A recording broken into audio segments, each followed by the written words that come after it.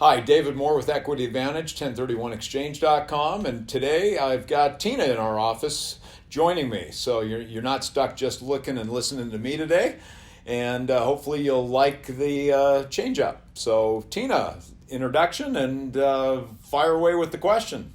Hello. So again, Tina Colson, Equity Advantage, IRA Advantage. I'm thrilled to be here.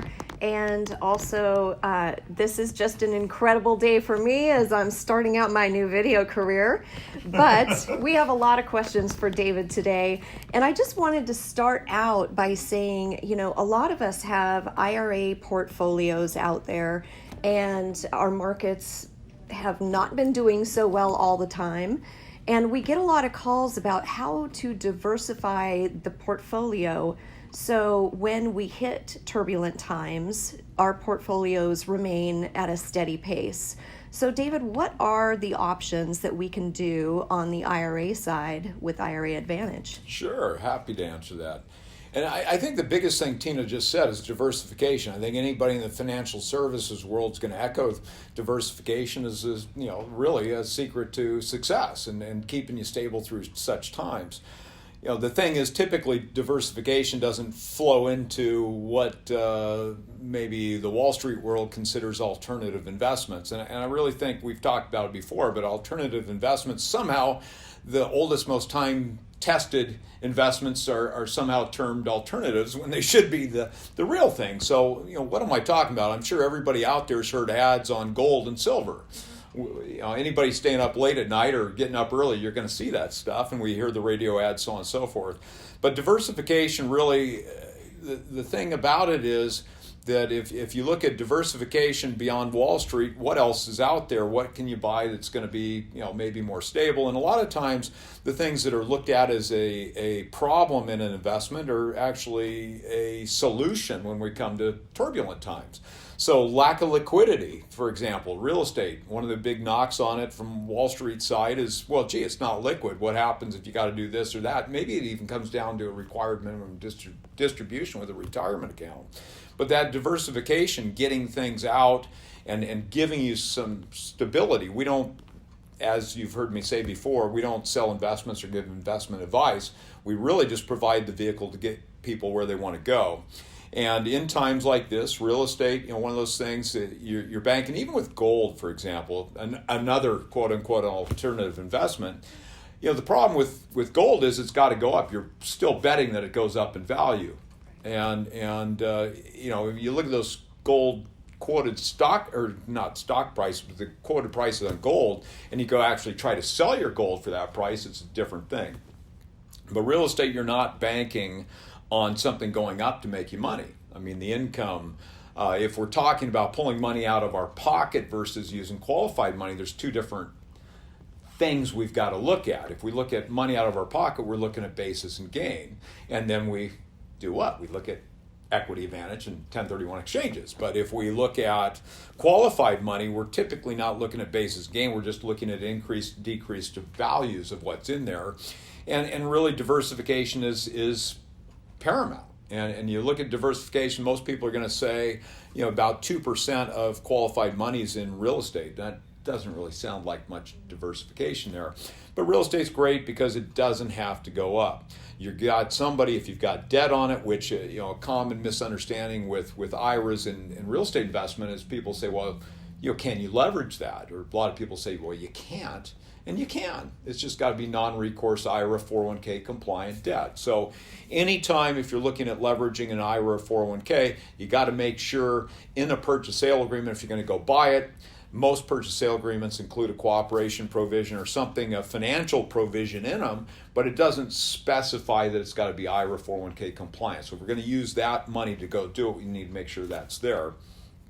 But, the big thing, I'm a real estate guy. I mean, and I joke that in today's world, I feel like I'm in the job of selling real estate to real estate people sometimes, which is crazy to me. But if you look at your ability to diversify, we can take any IRA can be self-directed. we look at 401k plans, we've got some restrictions there. We've got to look at, if it's a current employer plan, what your age is. If you're under 59 and a half, happily employed, we're sort of stuck. If you're older than that, we can do an in-service distribution, get access to that money.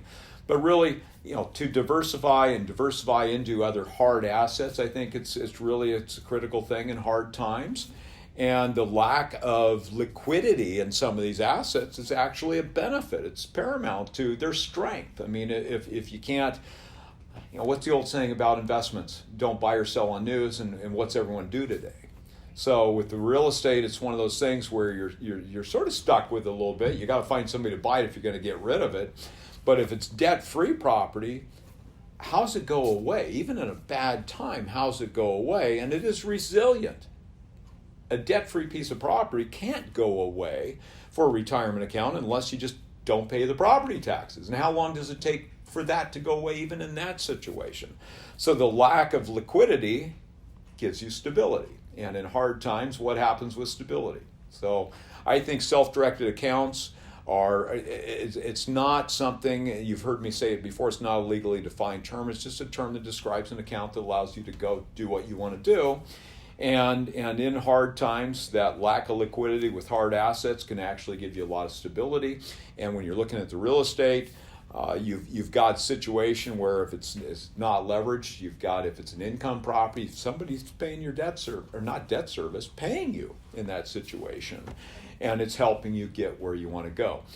Appreciation is one of those things I was taught never to bank on, but at the end of the day, most every investment you're banking on appreciation. Real estate, you don't have to, which is just an amazing, amazing thing. So real estate is such a great asset in many ways, but I understand that there's other ways that we can use a self-directed IRA as well. In, again, a turbulent time, if there's a business that's struggling, is there a way that we can gap the bridge with their struggle now? If they have a nice IRA portfolio, can we do a self-directed IRA or somehow work in a means to carry their business over until there's better times ahead? Yes, to both. I'm smiling because I'm thinking about the answer and how long it's going to take. So we talked about hard assets, precious metals, tangible assets, real estate, so on and so forth. We didn't talk about the other piece that really a lot of people do, and especially when we're at hard times or a time where we're not seeing much money available through traditional channels. We have many, many people that come to us to make loans, buy notes. And if you look at a lot of different industries right now, a lot of the development work that's being done is private money these days, just because the red tape that's been put in place since the last crash, honestly. And so we look at what people want to do with this money and making loans. A lot of times, even if you look at like a real estate investment, you look at debt or equity. What do you want to be today? And you could be one or the other with a retirement account. If you take an IRA and go out and you become the equity in a property, and it's got leverage on it, an IRA is going to have tax exposure on the income or gain attributable to leverage. If you're the debt component on it, you don't have that. You don't have a tax exposure there. The other thing is, in a hard time, being that debt component is a pretty attractive thing if you're first. And I guess my position on that is never be anything but a first and never for anything more than you'd be happy owning the asset for. That's what's really important there. But, bottom line, diversify, and really a self-directed account's going to allow you to do that. If we're talking about IRAs, we're probably going to say, sort of interesting, we had a conversation about this morning, but if you look at a retirement account, if I take a solo 401k or a 401k plan to go buy real estate self-direct stuff, the 401k plan, the cost of a failure with a 401k plan is very small. It's just the money involved with the indiscretion, where an IRA, you commit a prohibited transaction, you in effect blow up the entire account. So if we're talking about diversifying, we're talking about Wall Street world and the self-directed world. If we're talking IRAs, I would probably suggest that we keep the Wall Street money with your Wall Street financial advisors. Keep it there. Don't move it into the new account. and just use what you want to use in the self-direct capacity with the new custodian, so on and so forth. If we're talking 401k plans, there's no need to break that or segregate that up. We'd move everything in the new plan, then open up the Wall Street account. But I hope this has helped answer some questions. Hopefully it answered more questions than it opened up. If you've got questions, I'll put this out. If you're home these days and you ask questions on stuff, please reach out. Let us know if there's a question that you've got. We'll address it in the video. Take care of it. Tina, thank you for joining us today. And it's been great as always. And David Moore, Tina Colson, Equity Advantage, 1031exchange.com, IRA Advantage, IRAadvantage.com. Thank you.